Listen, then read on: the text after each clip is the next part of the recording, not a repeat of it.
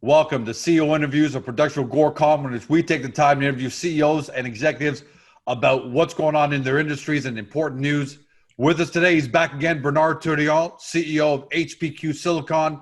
The company trades on the venture exchange on the stock symbol HPQ for our friends in Europe on Frankfurt under UGE. Now, for those of you new to the story and for loyal shareholders, after what was said yesterday, and we're going to talk about that, we don't need a big introduction anymore for HPQ Silicon. We can just say this: they're a Canadian producer of innovative silicon solutions, and they're building a portfolio of unique, high-value specialty silicon that's going to be needed in the upcoming, renewable energy race. High-purity silicon metal, spherical silicon nanopowders, nanowires, and porous silicon wafers and porous silicon powders. What does all that mean? Well, up until a couple of days ago, a lot of people thought, I don't know, I'm not sure what that means. But given what Tesla had to say yesterday, I'm going to read the headline from a story. Tesla to revolutionize use of silicon in batteries, slash cost, increases range. Everything that HPQ Silicon has been talking about over the last 3-4 years has come to fruition. Bernard, welcome back. Thank you. I might call you Nostradamus because, you've been way ahead of the small cap world. I mean, way ahead on silicon. When everyone was talking about the traditional battery metals, graphite, nickel, cobalt, you were pounding the table on silicon and moving your company forward. And now this is what we learned from Tesla's battery day yesterday. How does it feel to be validated? Or do you feel validated? I'm assuming you do. And how does it feel to be validated? So it's not a question of being validated. It's a question that for the first time, you have somebody with a high credibility in the EV revolution, okay, that confirms what every one of us have been working with silicon understands, believes, and know where it is. And as he's saying, these are not solutions that are going to be overnight, but he's trying to implement it in the next 2 years. And it validates all of our business strategies. For a long time, people have said the HPQ's business strategy is strange, bizarre, and hard to understand. Now it's down to being very, very simple. Okay, we understand silicon, and we understand the multiple applications of them. One of them being for the battery space, and Tesla has put it very, very simple in eloquent terms. Using silicon will allow to increase their range of their car by 20%. Truth of the matter is, this is just a starting point, okay? Eventually, over time, as more and more process and more different material, basically the control over silicon will increase. That range is going to be more than 20%. This is a lowball call he's making there.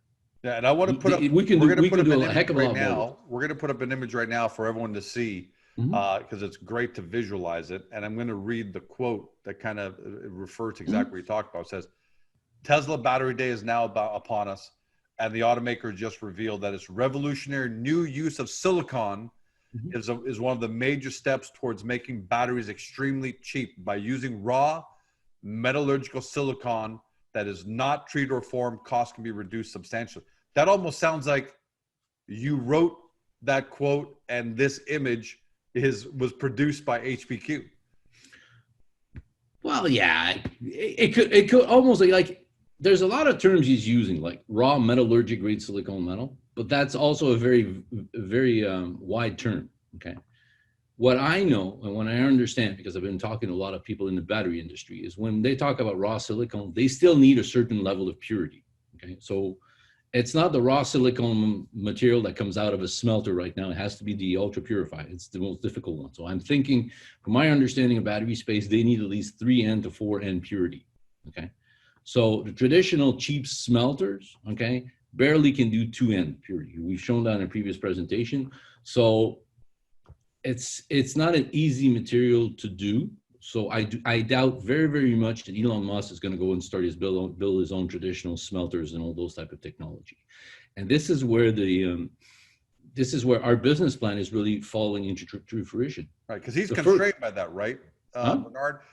Elon Musk and Tesla are just not just Elon Musk. Everybody in the world relying on big capex smelters. At the end of the day, they don't have the pure VAP.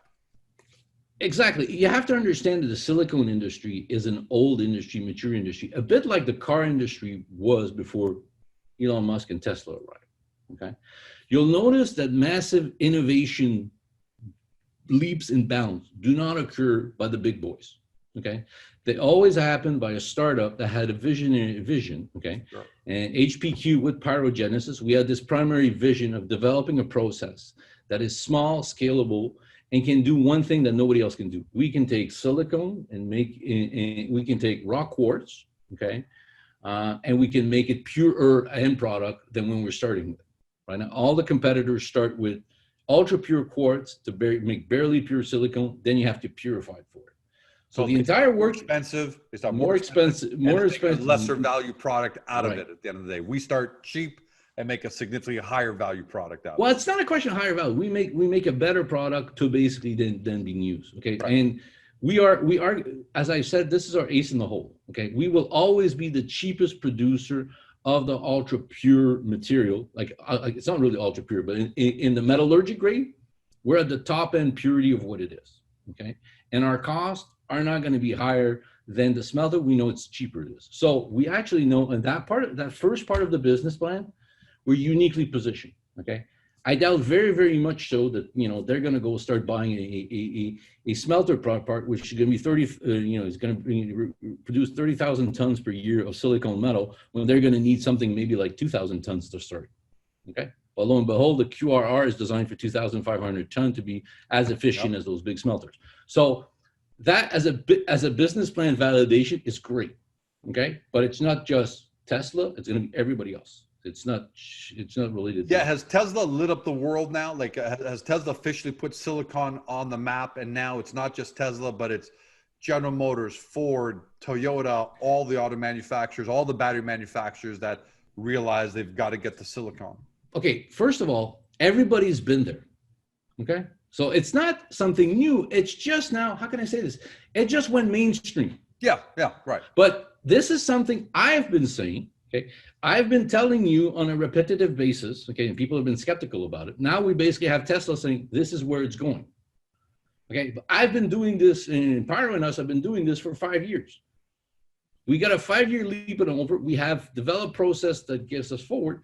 And you see the first picture, which is the raw silicon. I understand why he wants to go for the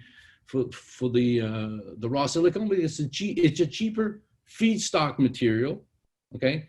To then be converted, because if you take a look at the next part of the pictures, okay, he takes that chunks and he makes it into a smaller particle. Okay, he doesn't say what size particle it is. Okay, but the reality is raw silicon chunk are bigger than Tesla's battery right now, so it has to be made smaller. How small? Is it micron? Is it nano? That's limited. That type of information is only limited through NDAs. You will only know that through NDAs.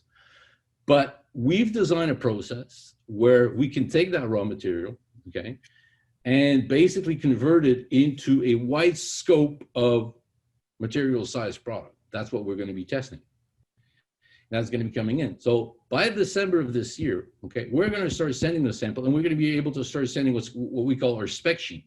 We can do this size distribution, this size distribution, this size distribution. So those are the type of material that, Tesla could look at, but everybody else is going to look at, because this is not for the battery manufacturers. Every one of them has been doing this. Now, there is adding silicone. Silicone is going to be there to replace what? Graphite.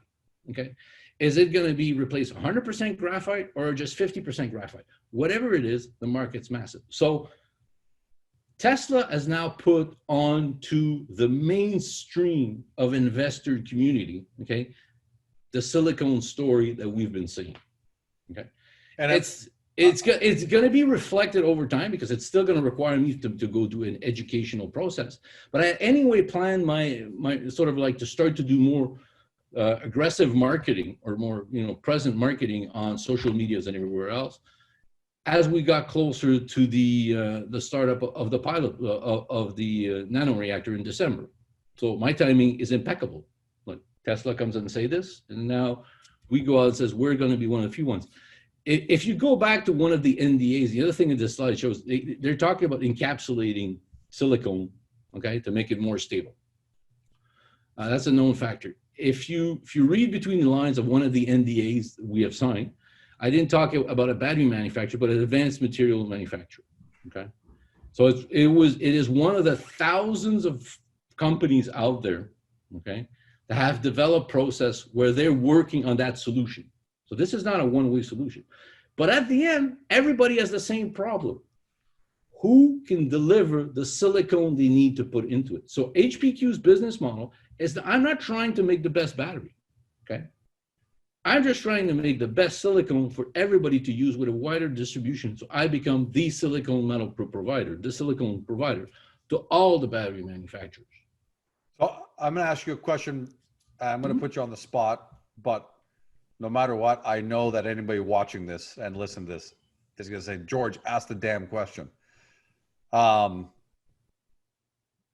Tesla know we exist? I've stated before that there are some NDAs signed where I'm not allowed to say anything. I won't say anything more. Okay, let's talk about the products that would apply here. So you've got high purity silicon metal, the spherical powders and nanowires, and the porous wafers and powders. Which one of these, if Elon Musk suddenly came into this Zoom call right now and said, which one of these apply? This is QRR made material converted with a nanoreactor into the size distribution that they could request from us. But it's going to be probably the same thing. The nanopore silicone, nanopore silicone is a great material, but it's going to be a bit more complicated to go. We're not as ready to go commercial for a series of specific reasons with the porous one, but we are for the nanoreactor one. So what's next steps, Bernard? The world now knows what the world. See, the world knows the battery and auto manufacturers have always known that silicon is Mecca at the end of the day. But you know, Elon Musk has now made it mainstream, as you said. So we know what you're doing on the development side. We know that you're racing towards December to start getting ready for samples, which is really exciting, unbelievable. I mean, we couldn't have written this script better.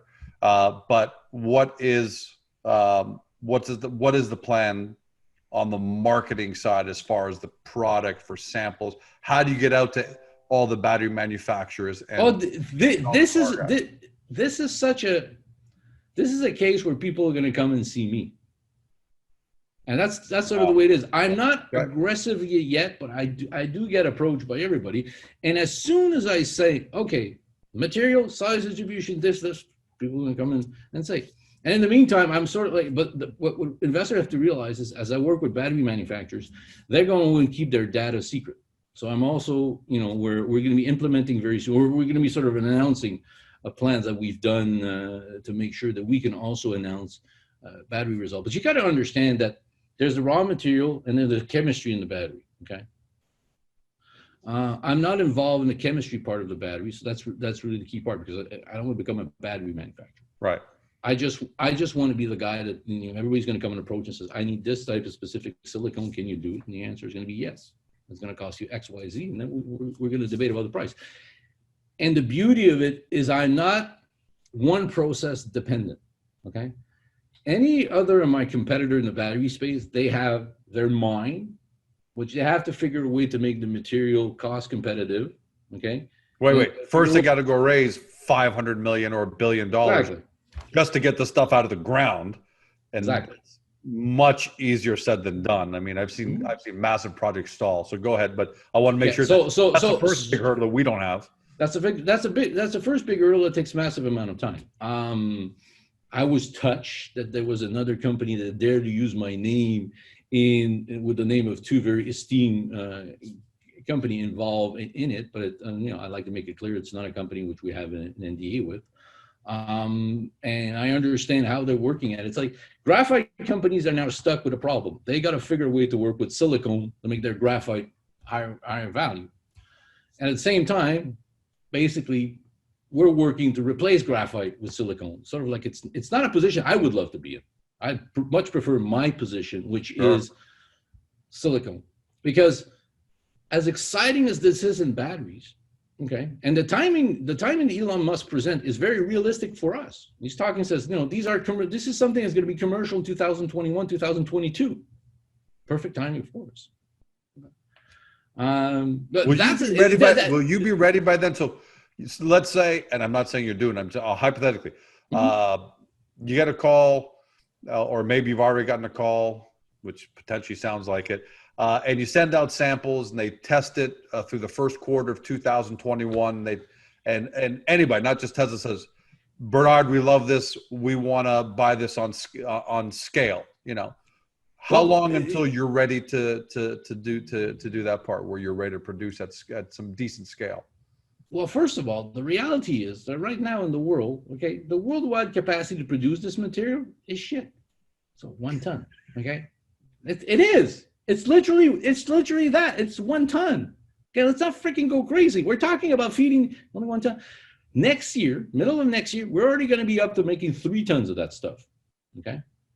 Once that system is operational, then we'll have a better idea of our scaling up process to how fast we can scale it up. But remember that, and there's one of my competitors / potential client that basically said, you'll be able to start doing 3 tons by middle of next year. What's that? Middle of next year. What does that look like in terms of how much does the product go per ton? I know it's pricing. Right now it's like, it's not my biggest worry in the world. It's not going to be. Right now it goes for an insane price, but that's not the price that the guys at the battery manufacturer want to pay. And This is why I'm also into the hydrogen space, because it looks as if for my 3 tons, I'll be able to get more money out of the hydrogen nanopowders than from the battery space, because the battery space is going to become a very big money maker once we reach a certain scale. But it's going to be a scale that's going to be two-sided. The battery manufacturer is going to need to have reached that capacity to be able to use it to come forward. This is what's the beauty of the QRR process and the nano reactor, is that it's scalable and we can match them. Okay. So I'm not going to start discussing about price, because to be totally honest, once we start making it, whomever wants to be in this, if you listen to what Mr. Musk is saying, he wants to internalize a profit to basically guarantee what it is. So, once we start making it, I think the discussion is going to start changing direction. In a sense, it's not more the profit, but how long do we stay independent? Another catalyst that we should kind of mention this week was the Canadian federal government aggressively came out, and I've been pounding the table on this for 5 years. I've been saying we have this young prime minister. He's not an old guy. We have this young prime minister. Some young guys should be innovative and have forward-thinking technological thoughts. And for the first time, the Liberal government came out and said, we are going to put a massive focus on electric vehicles, on investing in Canadian resource and Canadian. You're not technically a Canadian resource company. Well, I guess you are, but and they want Canada to be at the forefront of electric vehicles, electric batteries, battery metals, and all of that. Well, if that is the political will, okay, then HPQ is the perfect vehicle for it, because we are at the forefront. Okay, and the silicon space for battery, which Elon Musk has now said is important, we are in the leadership position. And the beauty is that just like Tesla, when he started the electric car business, and a lot of people laughed at him, a lot of people shorted him, a lot of people attacked the stock and everything else when that started. Sure. Okay? Oh yeah, They still do. And I have that in common with Elon Musk. A lot of people criticize what we're doing in moving forward. This being said, we are at the forefront. Okay, and my competitor, the traditional industries, hasn't yet cannot figure out how to do it, because they have so much money invested in their traditional process. They're trying to figure a way how to save it. Yeah. So we are basically just focused on developing the technology, getting it moving forward, getting advanced. I'll end off with this. The irony about all this, how things come full circle. When we first started working with Peter at Pyrogenesis, Peter said, George, the biggest problem we have is how do we explain to the world what we do?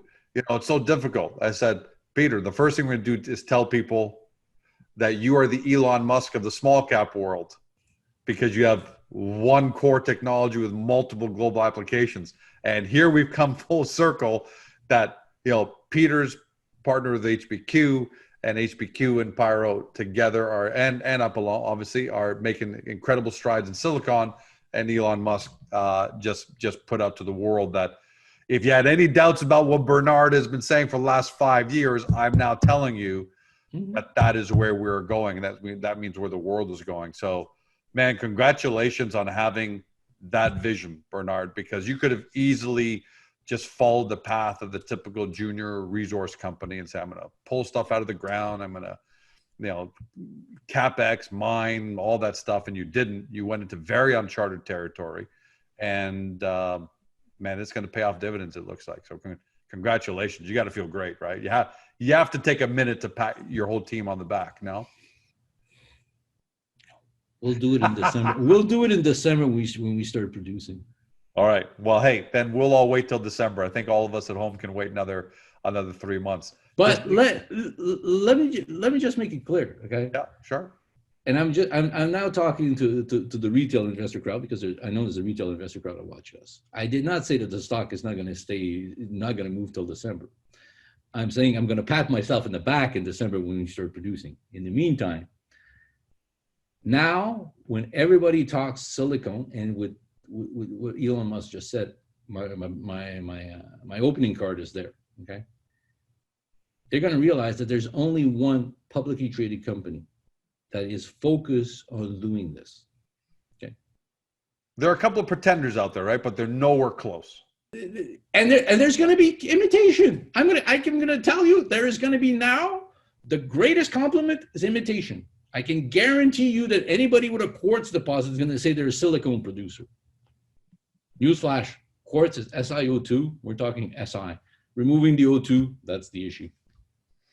Well, Georgia Silicon Resources Company may be listing next week. Look for Congratulations, Bernard. We'll be a conflict of interest now. I can't do any more of your interviews. Congratulations, Bernard. You guys done amazing things, man. And there's obviously we're going to have a big full pipeline between now and December of developments and progress. So hit it out of the park, man. Thanks. You've been watching Bernard Tourillon, CEO of HPQ Silicon, trades at the TSX Venture Exchange under the stock symbol HPQ. You've watched or you've been listening by podcast. You've heard what he's had to say. Guys, the validation question, all of that is done. Whoever thought that Bernard was a mad scientist while they're following the crowd on all the battery metals where everybody else has thought, hey, HPQ Silicon is too far out here for me. You now know Elon Musk has put it out to the world. Silicon is where the world is going, and HPQ Silicon is, from what we see, the leading small cap company, maybe even the leading public company anywhere, with respect to silicon for the renewable energy revolution. So do your due diligence, get to Agoracom, read the profile there, which we got to update now because of everything that's happened with yesterday. But read all the information and follow HPQ closely for as long as you can. Thanks for joining us, everyone. Have a great day. See you next time.